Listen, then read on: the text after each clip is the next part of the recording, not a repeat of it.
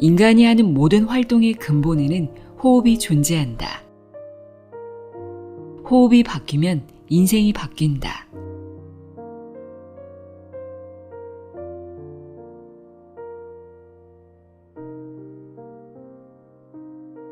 안녕하세요. 나의 소리책 갈피 소리내어 읽다입니다.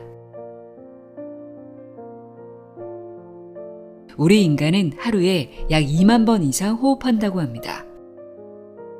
호흡은 그냥 하는 거지 라고 생각할 수 있지만 하루에 2만 번 이상 잘못된 방식으로 호흡하고 있다면 어떨까요? 오늘은 내가 호흡을 제대로 하고 있는지, 또 올바른 호흡을 하면 몸을 움직이기가 더 쉬워지고 건강은 물론 삶의 질이 높아진다는 사실을 알려주는 책입니다.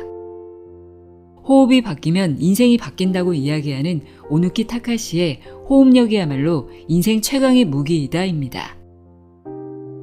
저자는 운동 트레이너인데요. 메이저리그 야구 선수 트레이너로 활동하며 호흡 패턴만 바꿔도 경기력이 얼마나 향상되는지 직접 경험한 후 호흡 운동을 전문적으로 공부하고 지도하고 있다고 합니다. 평소에 내가 호흡을 제대로 하고 있는지 의식하며 살아가는 사람은 많지 않을 겁니다. 저는 요가나 스트레칭을 할 때 호흡의 중요성을 느끼는데요. 호흡을 천천히 깊게 의식하면서 하다 보면 안 되던 동작이 되기도 하고 제대로 자극을 주고 있다는 그런 느낌을 받게 되더라고요. 특히 이 책을 통해 내뱉는 호흡이죠. 날숨이 얼마나 중요한지 알 수 있었는데요. 저자는 현대인들의 호흡이 지나치게 들이마신 상태로 있다고 지적합니다. 숨을 제대로 내쉬기만 해도 많은 문제가 해결된다고 하는데요. 보통 호흡이 얕고 빨라지는 이유는 횡격막이 제대로 작동하지 않기 때문인데 들숨보다 날숨을 길게 내뱉는 연습이 필요하다고 합니다.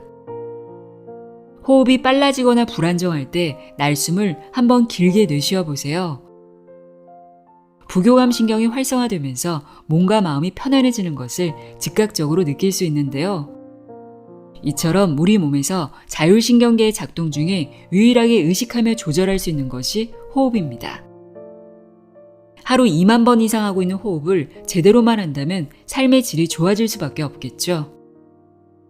살아있다면 당연히 호흡하고 있고 의식하지 않고도 이루어지는 게 호흡이지만 이 책을 통해 호흡이 우리 몸에 많은 영향을 끼치고 있다는 사실을 다시금 깨닫게 됐습니다. 그럼 지금부터 호흡력을 높이는 방법을 알아보도록 하겠습니다. 호흡력이야말로 인생 최강의 무기이다. 내용의 일부를 읽어드립니다. 귀 기울여 들어보세요.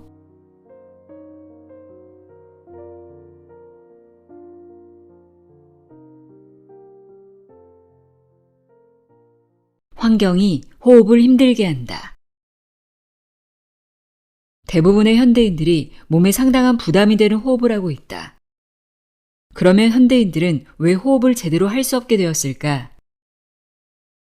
첫 번째 이유는 운동 부족이다. 옛날 사람들과 비교하면 현대인들은 좀처럼 달리지도 걷지도 않으며 쪼그리고 앉지도 않는다. 옛날 사람들은 떨어지는 열매를 줍고 나무에 올라가 과일을 따먹었다. 시대를 더욱 거슬러 올라가면 짐승을 쫓아가서 사냥을 하고 강에 들어가서 물고기를 잡았다. 즉 생활과 운동이 직결되어 있었다. 어린 시절에는 친구와 놀거나 운동을 하면서 몸을 움직이는 일이 많았다. 하지만 성인이 된 후에는 특별히 운동을 하지 않아도 생활하는데 아무런 문제가 없다. 회사에 출근할 때는 전철이나 버스, 자가용을 타고 내려서는 엘리베이터나 에스컬레이터를 이용하면 계단을 오르내릴 필요도 없다. 호흡은 호흡근이라는 근육의 작동과 관련되어 있다. 그런데 운동 부족으로 인해 호흡근이 제대로 사용되지 않는데도 일상생활에서는 별다른 지장을 못 느끼기 때문에 자신도 모르는 사이에 호흡이 점점 서툴러진다. 과도한 스트레스에 짓눌려 현대인들의 호흡은 더욱 흐트러져 갔다. 그리고 그런 사실을 스스로 알아채지 못한 채 일상생활을 해왔다.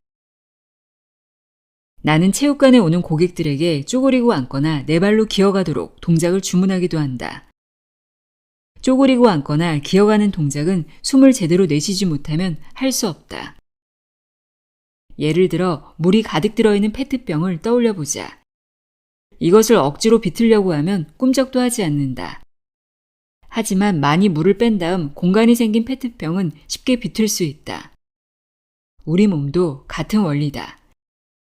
숨을 내쉼으로써 몸에서 공기가 빠지면 쪼그리고 앉는 동작이나 기어가는 동작을 할 수 있다.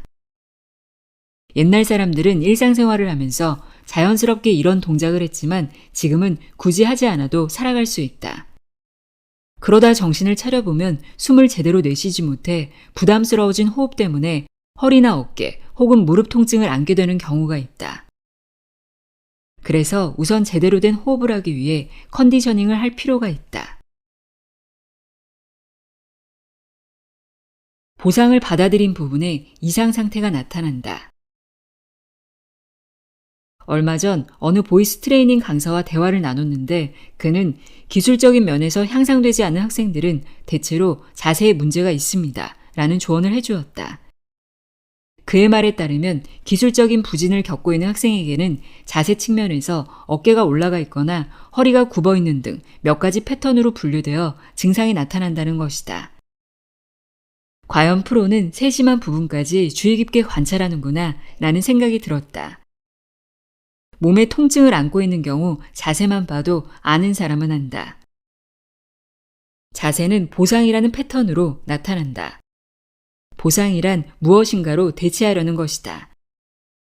몸이 본래 해야 할 동작을 취할 수 없는 경우 뇌는 멋대로 보상을 해주고 행동 목표를 달성하려고 한다. 예를 들어 걸을 때 다리를 제대로 들어올리기 어려워진 노인이 발을 끌며 걷거나 다리를 옆으로 흔들어 앞으로 내밀며 걷는 경우가 있다. 다리를 제대로 들어올리기 어려운 이유는 근육이 쇠약해졌거나 가동성을 잃었기 때문이다. 어쨌든 정상적으로 걷기 어렵기 때문에 다른 근육으로 보충하면서 걷는다는 목표를 달성한다. 보상이 어떻게 나타날지는 그 사람이 놓여있는 환경이나 상태, 시각, 스트레스, 잠을 자는 침대, 신고 있는 신발 등 많은 요소에 따라 좌우된다. 사람마다 자세나 동작이 다른 것은 몸의 컨디션이나 환경에 따라 최적의 자세와 동작을 취해왔기 때문이다. 보상은 생생한 증거라고 할 수 있으므로 무턱대고 부정할 수 없다. 또 보상 동작을 하고 있다고 해서 바로 문제가 생기는 것도 아니다. 현대인은 달리지 못해도 사자에게 습격받을 걱정은 없으며 다리가 불편해도 택시나 엘리베이터를 이용하면 일상생활에는 대체로 문제가 없다. 다만 보상이 몸의 전반적인 부조화로 이어질 가능성이 있다. 대표적인 문제로는 다음과 같은 것이 있다. 본래 사용하는 근육이 아닌 다른 근육을 사용함으로써 이 근육에 부담이 되고 이것이 통증으로 이어진다. 근력 저하와 자세 변화로 인해 관절에 부담을 주어 변형성 관절증을 일으킨다. 동작이 비효율적이기 때문에 쉽게 피로해지거나 운동 부족 상태가 된다. 호흡도 마찬가지다. 본래 사용해야 할 호흡근을 사용해서 호흡을 하지 않을 경우 보상 작용에 따라 동작을 떠하는 근육에 큰 부담이 된다. 어깨로 호흡을 해서 어깨가 솟아있는 사람, 목으로 호흡을 해서 목이 앞으로 쑥 나와 있는 사람은 틀림없이 보상 작용으로 호흡을 했다는 증거다. 횡격막이 요추를 잡아당기고 있는 사람은 허리가 휘어진 상태, 즉 요추 전만이 된다. 이런 동작을 하루에 약 2만 번씩 계속하면 당연히 통증이 동반될 수밖에 없다. 교감신경과 부교감신경은 엑셀과 브레이크의 관계. 자율신경은 우리의 의식과는 무관하게 자율적으로 24시간 쉬지 않고 일한다. 좀 더 자세히 설명하면 자율신경은 다시 교감신경과 부교감신경으로 나뉜다. 교감신경은 혈관을 수축시켜 혈압을 상승시키거나 아드레날린 분비를 촉진시키는 기능을 한다. 즉, 사람을 활동시키기 위한 태세를 갖추는 신경이므로 낮에 우위가 된다.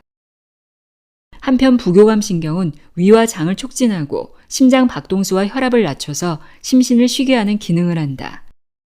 따라서 잠자고 있을 때와 편안하게 쉬는 야간에 우위가 된다. 즉, 우리가 사무실에서 일을 할 때는 교감신경이, 집에 돌아가서 휴식할 때는 부교감신경이 활발해진다. 교감신경과 부교감신경의 관계는 엑셀과 브레이크의 관계와 비슷하다. 자동차가 엑셀과 브레이크를 번갈아 사용하면서 안전주행을 하는 것과 마찬가지로 사람도 교감신경과 부교감신경의 균형을 유지하면서 일상생활을 영위하고 있다. 자율신경이 흐트러지면 병이 생긴다는 말을 들은 적이 있을 것이다. 스트레스를 안고 살아가는 현대인들은 대부분 교감신경이 우위에 있다. 그래서 부교감신경의 기능을 활성화시킬 필요가 있지만 한 가지 문제가 있다. 우리는 자율신경을 의식적으로 작동시킬 수 없다는 사실이다. 이 문제를 해결하기 위해 누구나 쉽게 할 수 있는 것이 호흡을 조절하는 것이다. 자율신경은 호흡작용에 관여하기 때문에 호흡을 통해 제어할 수 있다. 우리는 평소에는 자율신경이 작동함에 따라 무의식적으로 호흡을 하고 있다. 그런 반면에 일부러 크게 숨을 들이마시자, 지금은 숨을 멈추자 라고 생각하면서 의식적으로 호흡을 할 수도 있다. 이는 엄청나게 중요한 사실이다. 즉 자율신경에 접근하려면 호흡을 조절하면 된다.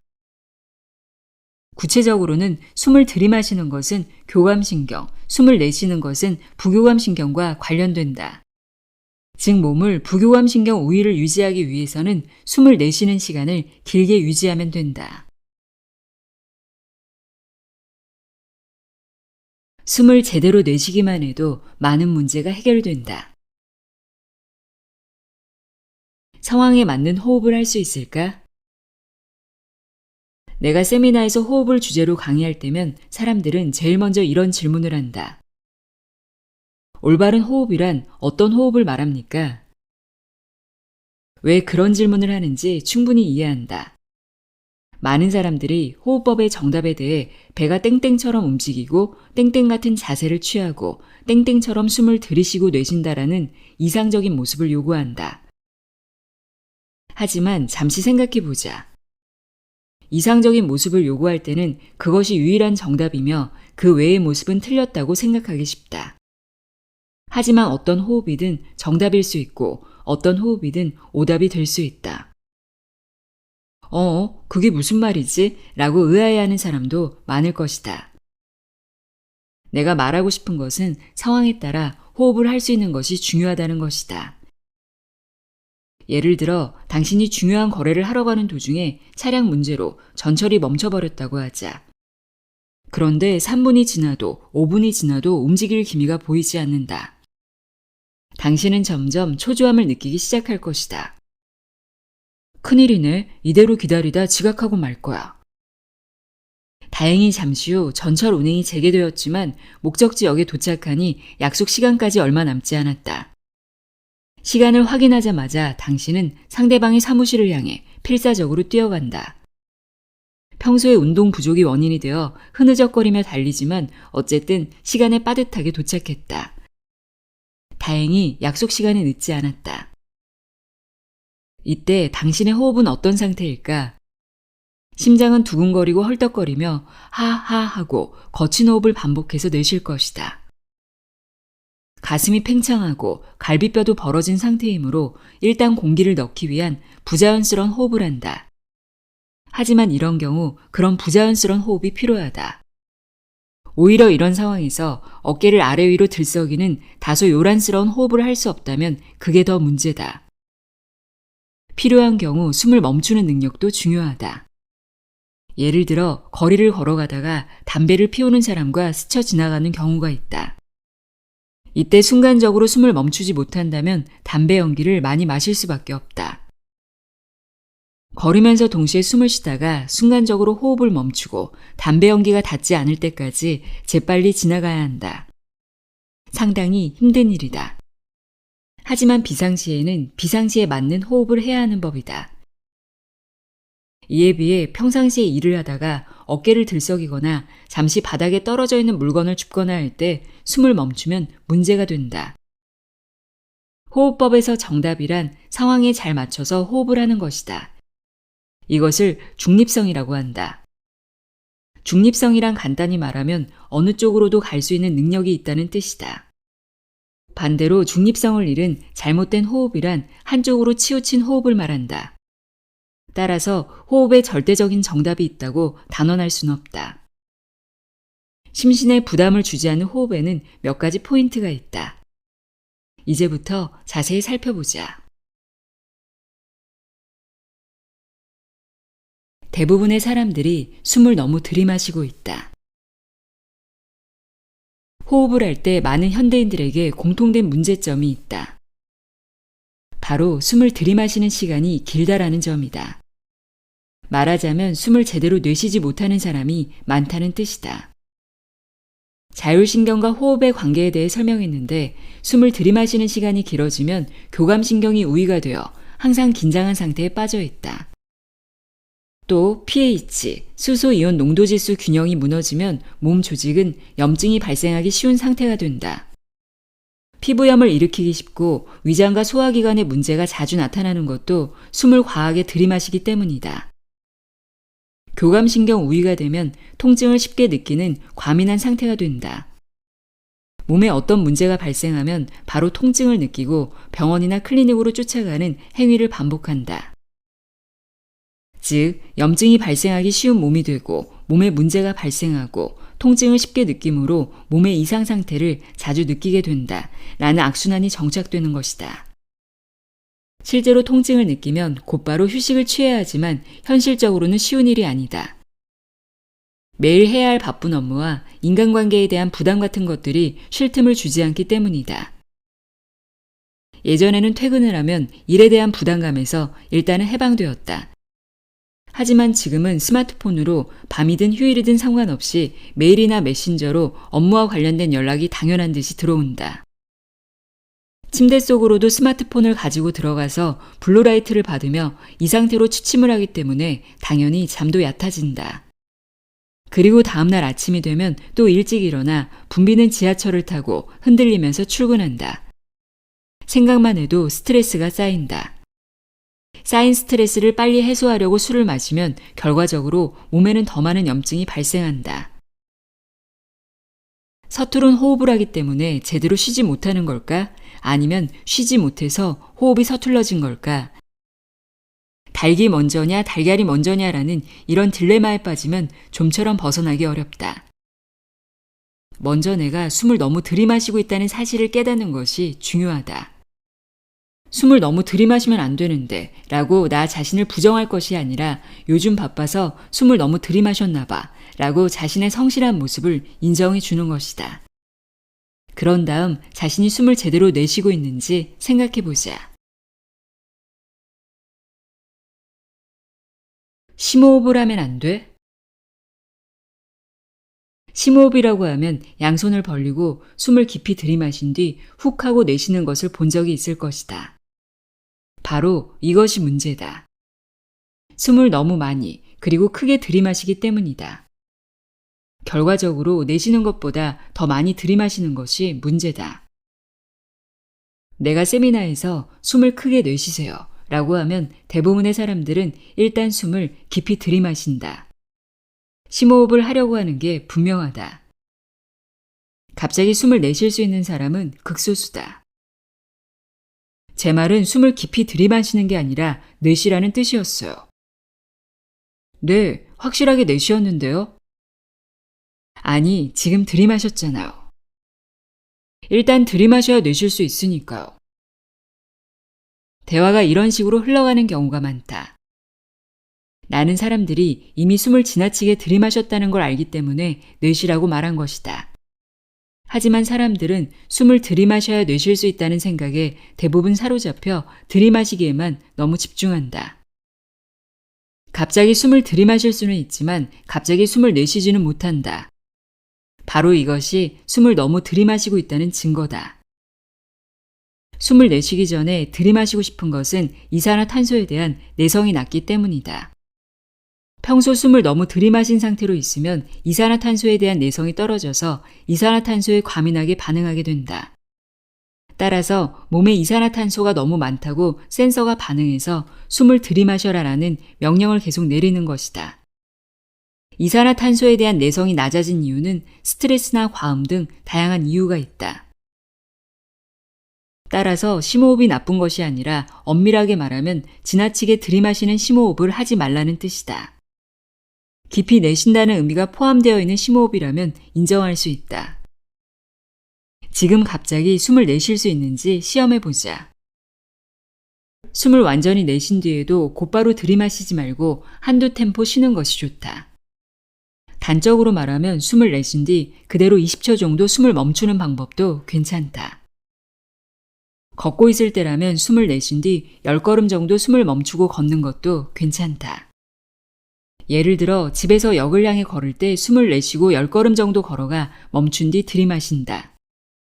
다시 숨을 내쉬고 10걸음 정도 가서 숨을 멈춘 뒤 들이마신다. 이런 행동을 반복한다. 상당히 힘들겠지만 이것이 가능하게 되면 이산화탄소에 대한 내성이 높아진다.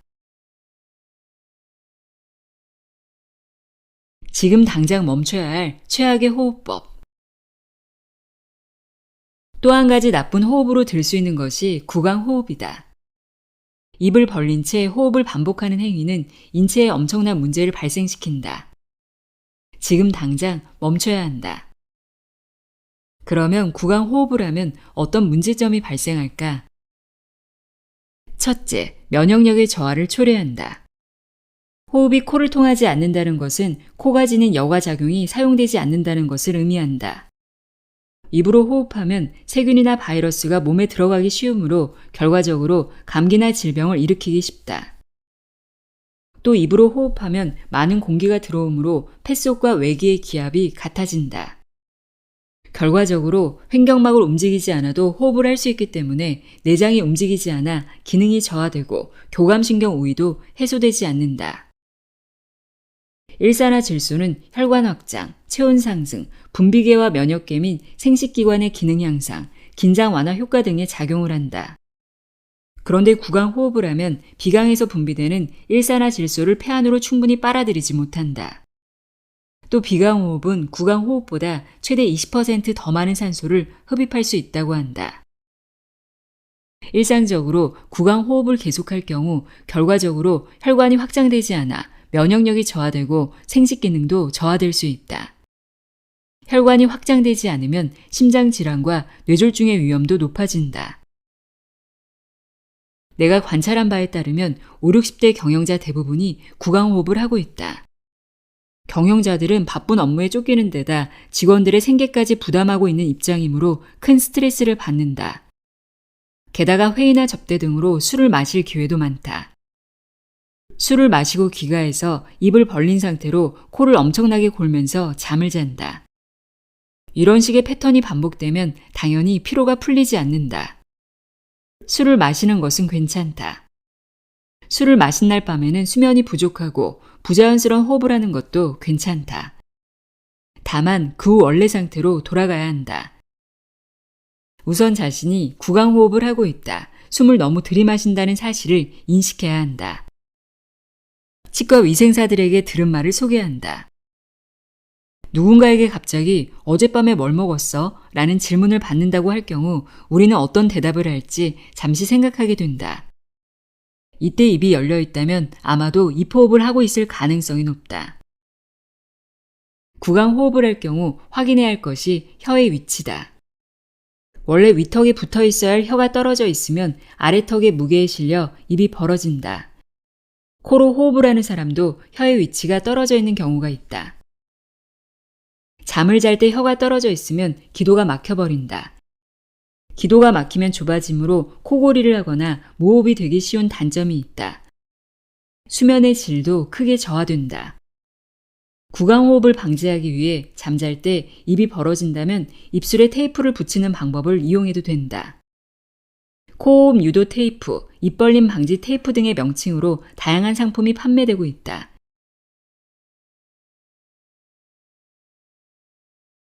대부분의 사람들은 자각을 하지 못한 채 얕고 빠른 호흡을 반복한다. 숨을 제대로 쉬지 못하는 사람들은 대부분 조금씩 나누어서 얕은 호흡을 반복한다. 아, 지금 내 호흡이 얕구나 라고 느낄 수 있다면 다행이지만 대부분의 사람들은 자각을 하지 못한 채 얕은 호흡을 반복한다. 필라테스나 요가 강사들은 레슨을 할 때 이런 말을 자주 한다. 얕은 호흡이 아니라 느리고 깊은 호흡을 하세요. 그런데 수강생들이 깊은 호흡이 어떤 것인지 그 뜻을 이해하고 있을까? 호흡이 얕은지 깊은지 횡격막의 모양을 보면 쉽게 알 수 있다. 약간 큼직한 그릇을 상상해 보자. 이 그릇이 신축성이 좋아서 깊어졌다가 얕아졌다가 자유자재로 변할 수 있다고 해두자. 쉽게 설명하면 이 그릇을 거꾸로 뒤집어서 갈비뼈 하부에 붙인 것이 바로 횡격막이다. 호흡이란 폐를 이용해서 공기를 출입시키는 것이다. 그런데 실제로는 폐가 스스로 움직이는 것이 아니라 폐의 아래쪽에 있는 횡격막이 움직임으로써 공기가 폐 속으로 들어가거나 밖으로 밀려나는 것이다. 오해할 수도 있지만 횡격막도 어엿한 근육이다. 근육은 힘을 주면 짧아지고 힘을 빼면 길어진다. 알통을 만들어 보면 쉽게 이해할 수 있다. 이완된 상태에서는 위쪽으로 볼록한 도명태의 근육인 횡격막은 숨을 들이마시면 수축해서 아래쪽으로 내려가므로 도명태의 천장이 낮아진다. 그러면 횡격막 바로 위에 위치한 폐가 확장되면서 공기가 들어간다. 이것이 숨을 들이마실 때마다 움직이는 횡격막의 모습이다. 반대로 숨을 내쉬면 횡격막이 이완되어 늘어나 도명태의 천장은 원래의 높이로 되돌아간다. 이때 폐에 있던 공기가 밀려나간다. 이것이 숨을 내쉴 때마다 움직이는 횡격막의 모습이다. 횡격막은 숨을 들이마실 때 수축하고 내쉴 때 이완된다. 이처럼 횡격막의 상하 운동에 의해 호흡 운동이 이루어진다는 사실을 확실하게 이해해 두자. 그런데 호흡이 얕다는 말은 횡격막이 긴장해서 짧아진 상태로 호흡을 반복하고 있다는 뜻이다. 이런 상태로는 한 번에 충분한 호흡을 할 수 없기 때문에 당연히 호흡의 빈도가 높아진다. 조금씩 나누어서 호흡을 반복하게 된다는 뜻이다. 깊은 호흡을 하는 사람의 폐활량은 크다고 생각할 수 있다. 하지만 폐의 용량에는 개인차가 있는데 단지 절대량이 크다고 해서 깊은 호흡을 할 수 있는 것은 아니다. 실제로 공기를 들이마신 후 완전히 내쉬지 못하는 사람들이 많이 있다. 이런 사람은 폐활량을 측정할 때는 많은 숨을 내쉬지만 평소에는 완전히 내쉬지 못한 상태로 호흡을 반복하고 있다. 여기서 중요한 것은 숨을 내쉴 때 횡격막 천장이 얼마나 높아졌는가 하는 점이다. 그런데 한 가지 문제가 있다. 횡격막의 움직임을 직접 상상해 보는 것이 어렵다는 점이다. 어쨌든 횡격막의 움직임은 눈으로 볼 수 없기 때문에 지금 횡격막이 긴장했구나, 이제 편안하구나 라고 자각하지 못한다. 실제로 횡격막이라는 근육에는 수용체가 적게 배치되어 있다. 여기서 수용체는 근육 자체의 신축을 감지하는 일종의 센서이다. 하루 2만 번씩 운동하는 횡격막으로 많은 정보가 들어오면 뇌가 부담을 느낄 수도 있지만 한 번에 수용체가 적으면 횡격막이 지금 무슨 일을 하고 있는지 잘 이해하지 못한다는 문제가 있다. 따라서 횡격막을 제대로 사용하면 정상적인 호흡을 할 수 있을지 여부는 다른 관점에서 판단해 보기로 한다. 뒤에서 자세히 살펴보기로 하자. 갈비뼈의 위치 살펴보기. 내 호흡이 좋은지 나쁜지 체크하는 기준 중 하나가 갈비뼈의 위치다. 위치를 알 수 있는 가장 쉬운 방법이 있다. 욕실에서 알몸이 된 상태로 거울에 상체를 비춰본다. 갈비뼈가 툭 튀어나와 있고 명치부터 아래쪽 배 주변이 삼각형으로 움푹 팬 사람은 주의해야 한다. 갈비뼈가 튀어나온 상태로 굳어버린 사람은 숨을 제대로 쉬기 어렵다. 보통 숨을 한껏 들이마시면 배가 전체적으로 팽창한다. 반대로 숨을 내쉴 때는 배와 흉부가 함께 수축한다. 즉, 숨을 들이마시거나 내쉴 때 갈비뼈가 너무 튀어나오지 않고 배와 흉부가 동시에 움직인다면 오케이다. 만약 갈비뼈가 계속 튀어나와 있다면 숨을 들이마신 채로 제대로 내쉬지 못하고 멈춰 있다는 뜻이다. 우리는 살아있는 한 숨을 들이마시거나 내쉬면서 호흡을 계속한다. 다만 들이마신 공기를 충분히 내쉬지 않은 상태가 계속된다는 점이 문제다. 이런 현상은 비교적 남성에게 많이 나타나는 패턴이다. 한편 여성의 경우에는 머리의 위치가 앞으로 나와 있는 패턴이 많다. 회사에서 머리만 비정상적으로 앞으로 내민 채 키보드를 두드리는 사람을 본 적이 있을 것이다. 이것이 바로 일자목 자세다. 여성뿐만 아니라 사무직으로 장시간 컴퓨터를 사용하는 사람에게 흔히 나타나는 자세다. 이런 패턴이 나타나는 이유는 목 주변의 근육을 사용해서 호흡하기 때문이다. 앞에서 설명했던 보상적인 호흡을 하고 있는 것이다. 어깨로 숨을 쉰다는 말이 있는데 목 주변의 근육을 사용해서 어깨를 움츠린 상태로 하루에 2만 번씩이나 호흡을 하면 목 주변이 당연히 긴장을 하게 된다. 목 주위의 근육은 숨을 들이마실 수는 있지만 내쉬지는 못한다. 따라서 혈중 이산화탄소 농도가 높아져서 힘들어지기 때문에 목 주위의 근육을 사용해서 더 필사적으로 호흡하기 위해 목 주위가 점점 더 긴장하는 악순환에 빠져버린다. 심한 어깨 결림으로 고생하거나 두통에 시달리는 것도 호흡과 상당한 관계가 있다. 이런 사실을 토대로 해서 몸에 부담이 되지 않는 이상적인 호흡에 대해 살펴보기로 하자. 중요한 것은 내쉬는 숨. 서두에서 언급했듯이 호흡법에 절대적인 정답은 없다. 그런 점을 염두에 두고 평소 생활에서 휴식할 때 이상적인 호흡에 대해 정리해보자. 횡격막이 제대로 오르내린다. 적절한 속도로 호흡을 반복한다. 들이마실 때는 코로 빨아들인다. 내쉬는 시간이 조금 더 길고 숨을 다 내쉰 다음 한두 템포 정도 숨을 멈춘다. 숨을 내쉰 뒤 한두 템포 후에 숨을 들이마셔야 하는 이유는 횡격막이 도명태의 지붕을 만드는데 시간이 많이 걸리기 때문이다. 숨을 들이마시는 시간보다 그 외의 시간이 더 길어야 하는데 이는 부교감 신경을 우위로 만들기 위해 매우 중요하다. 최근에는 산소 캡슐이나 산소 스프레이가 많이 공급되어 있어서 산소를 많이 마시는 것이 좋다. 이산화탄소는 좋지 않다라고 이해하는 사람들이 많다. 하지만 정확하게 말하면 산소도 이산화탄소도 모두 필요하다.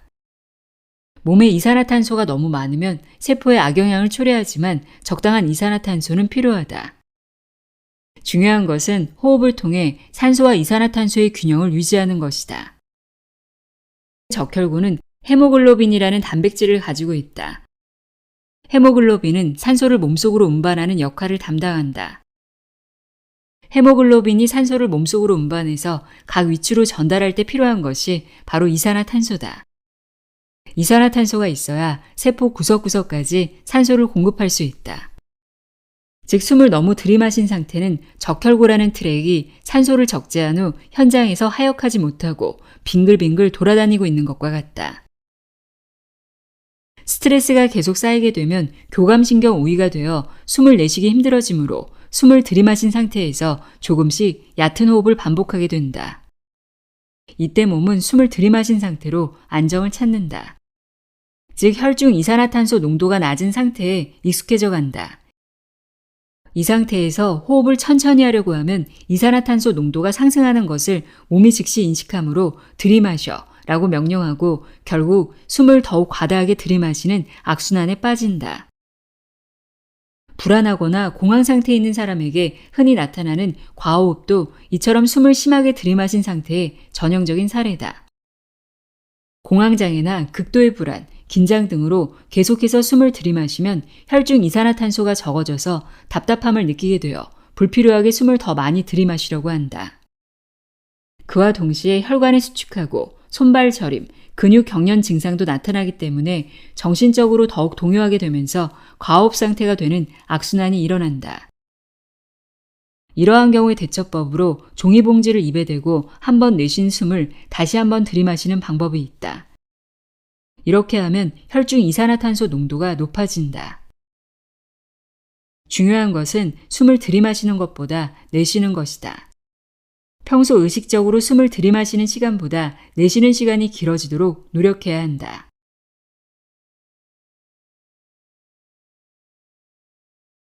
호흡이 안정되면 모든 것이 바뀐다. 호흡이 흐트러지는 것은 자율신경의 부조와 몸의 피로와도 관계된다. 동양의학계의 호흡 관련 서적에는 단전호흡을 하면 부종과 피로가 해소될 수 있다고 기록되어 있다. 자율신경의 부조화는 몸의 다양한 문제를 초래한다. 대표적인 증상으로는 목과 어깨 결림, 허리와 무릎, 고관절 등의 관절통이다. 이러한 자율신경의 부조화는 불량한 호흡 운동 때문이라고 할 수 있다. 앞서 말한 것처럼 어깨를 움츠려서 하루에 2만 번 호흡을 하면 어깨가 결리고 목이 돌아가지 않는다. 또 허리를 뒤로 젖히면서 호흡을 하면 허리에도 통증이 온다. 이런 경우 골반의 위치도 앞으로 기울어지게 되므로 일상생활에서 쪼그리고 앉거나 계단을 오르내릴 때 무릎에 부담이 된다. 결림이나 통증 이외에도 호흡은 소화기관의 부조화와도 관계가 깊다. 내장기관의 부조화나 변비, 생리불순 등도 자율신경의 부조화로 인해 초래된다. 이것은 횡격막의 구조와 기능을 곰곰이 생각해보면 이해가 된다. 횡격막에는 3개의 구멍이 뚫려 있는데 그곳을 통과하는 것은 대동맥, 대정맥, 그리고 식도다. 횡격막의 긴장 상태가 계속되면 식도와 위장에도 영향을 미친다. 만약 횡격막이 내려간 상태로 호흡을 하면 횡격막은 도명태를 만들지 못해 지붕이 내려가지 않는다. 그렇게 되면 횡격막 밑에 있는 간장, 신장, 췌장, 위, 소장, 대장, 생식기, 내장지방 등 복강에 들어있는 장기들이 움직이지 못한다. 원래 스스로 움직일 수 없는 장기이므로 횡격막이 움직이지 않으면 장기도 움직이지 않고 혈류가 막히게 되어 소화기관은 연동운동을 제대로 하지 못하므로 대변이 막힐 수 있다. 실제로 내 고객인 80대 여성은 호흡이 좋아진 후 40년 변비 지옥에서 탈출할 수 있었다고 한다. 이외에도 자율신경의 부조화에 따른 피로감과 우울감도 있지만 교감신경 우위를 유지한 채 잠자리에 들면 수면의 질도 낮아지고 충분한 휴식을 취할 수도 없다. 그런 사람들은 매일 일찍 일어나서 출근하고 밤 늦게까지 일하는 생활을 계속한다. 또 두통이나 눈의 피로감도 발생할 수 있다. 목이나 어깨로 호흡을 하면 갈비뼈 하부와 상부 모두 호흡을 할 때마다 위쪽으로 올라간다. 갈비뼈가 올라가면 골반도 앞쪽으로 기울이기 때문에 발 뒤꿈치가 땅에 잘 닿지 않는다. 즉 말 그대로 발이 땅에 닿지 않은 상태가 된다.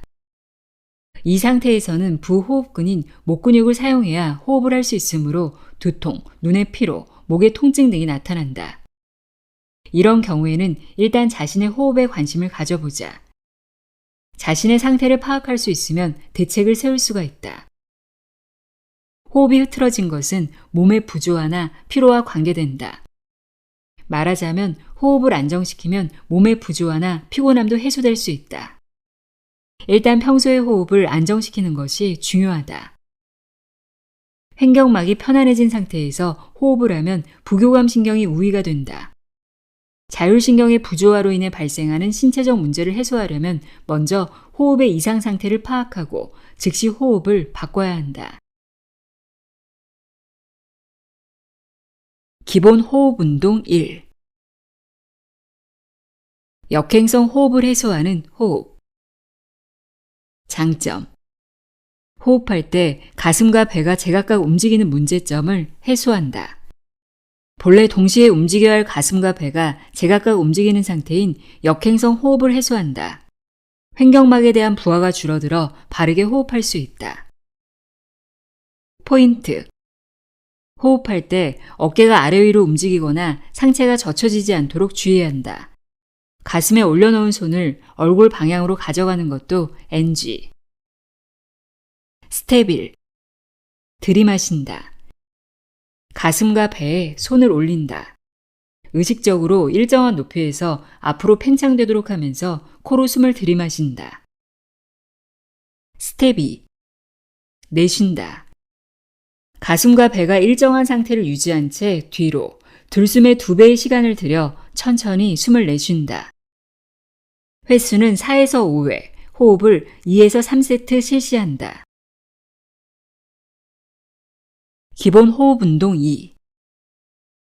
갈비뼈 내선 호흡. 장점. 갈비뼈와 횡격막을 바르게 사용할 수 있게 된다. 갈비뼈가 열려서 떠 있는 상태를 해소한다. 갈비뼈를 확실하게 낮춰주면 횡격막이 편안해지고 갈비뼈와 횡격막이 바르게 움직이게 된다. 포인트. 갈비뼈가 옆으로 벌어지도록 숨을 들이마시고 배꼽 쪽으로 내려가도록 숨을 내쉰다. 흉곽이 전혀 움직이지 않는 사람은 약 10초 동안 길게 천천히 숨을 내쉰다. 스텝 1. 들이마신다.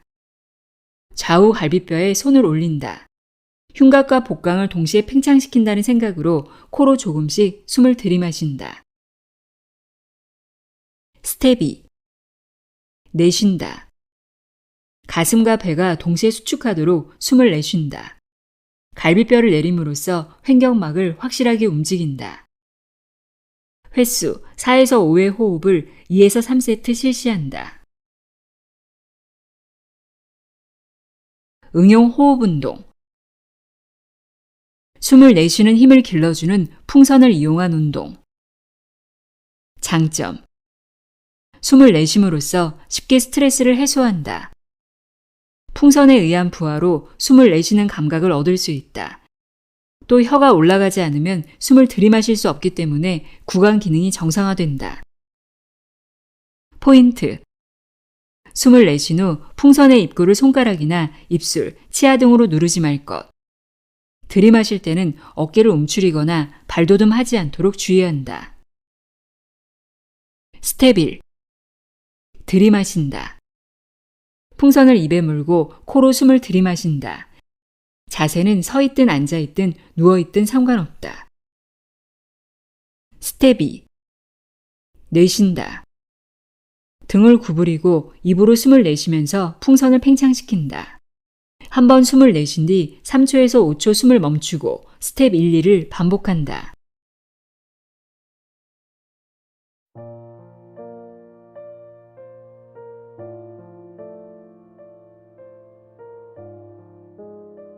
호흡력이야말로 인생 최강의 무기이다 읽어드렸습니다. 호흡을 매 순간 의식하며 살 수는 없지만 산책하며 걷는 동안이나 매일 일정한 시간을 정해두고 날숨을 길게 내뱉는 연습을 하는 것도 좋을 것 같습니다. 오늘도 함께 해주셔서 고맙습니다.